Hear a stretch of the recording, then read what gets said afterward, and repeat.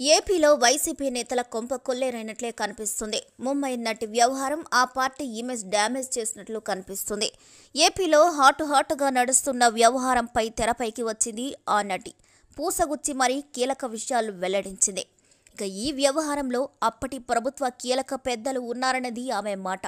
అంతేకాదు, కంటతడి పెట్టి పోలీసు అధికారులు ఏం చేశారన్న దానిపై క్లియర్గా వివరించింది. దీంతో తీగలాగితే వైసీపీ నేతల డొంక కదులుతుంది.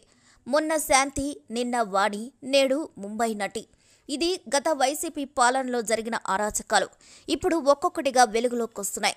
తాజాగా ముంబై నటి వ్యవహారం ఏపీ రాజకీయాలను కుదిపేస్తుంది. 2-3 రోజులుగా దీనిపై ఏపీ అంతటా చర్చ మొదలైంది. ఈ క్రమంలో నేరుగా టీవీ డిబేట్లో దర్శనమిచ్చింది ఆ నటి. వైసీపీ పాలనలో ఏం జరిగిందో అంతా పూసగుచ్చి మరీ వివరించింది. టీవీ డిబేట్లో కంటతడి పెడుతూ తనకు న్యాయం చేయాలని కోరింది. గుజరాత్కు చెందిన కాదంబరి జత్వాని. నటిగానే కాకుండా మోడల్, కోఆర్డినేటర్గా పనిచేసింది. వైద్య విద్య అభ్యసించిన ఆమె ఇష్టంతో గ్లామర్ ఇండస్ట్రీ వైపు వచ్చింది. తండ్రి రిటైర్ ఆర్మీ ఆఫీసర్ కాగా తల్లి ప్రభుత్వ ఉద్యోగి. ఉన్నతమైన ఫ్యామిలీ నుంచి వచ్చిన ఆ నటి 10 ఏళ్ల కింద ఆ సమయంలో కృష్ణా జిల్లాకు చెందిన మాజీ జెడ్పీటీసీ చైర్మన్ కొడుకుతో పరిచయం ఏర్పడింది. ఆ తర్వాత జరిగిన పరిణామాలపై గత రాత్రి తెలుగులోని ఓ ఛానల్ డిబేట్ జరిగింది.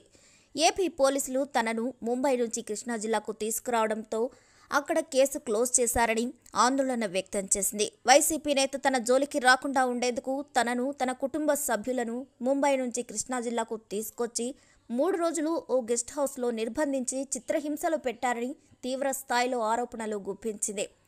తనకు ప్రాణహాని ఉందని, పోలీసుల రక్షణ కావాలంటూ కంటతడి పెట్టింది.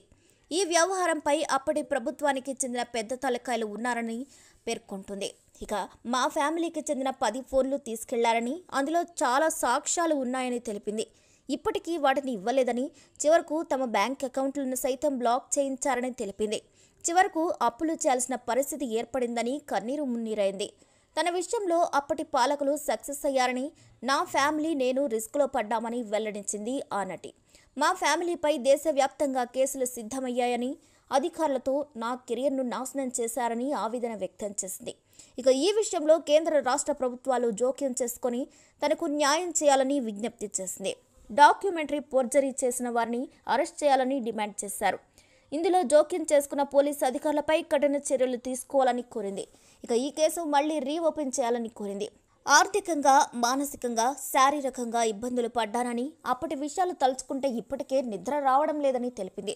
మరి ఈ వీడియోపై మీ అభిప్రాయాలను కూడా ఖచ్చితంగా కామెంట్ ద్వారా తెలియజేయండి. మరిన్ని అప్డేట్స్ కోసం మా ఛానల్ని లైక్ చేయండి, షేర్ చేయండి, సబ్స్క్రైబ్ చేయండి.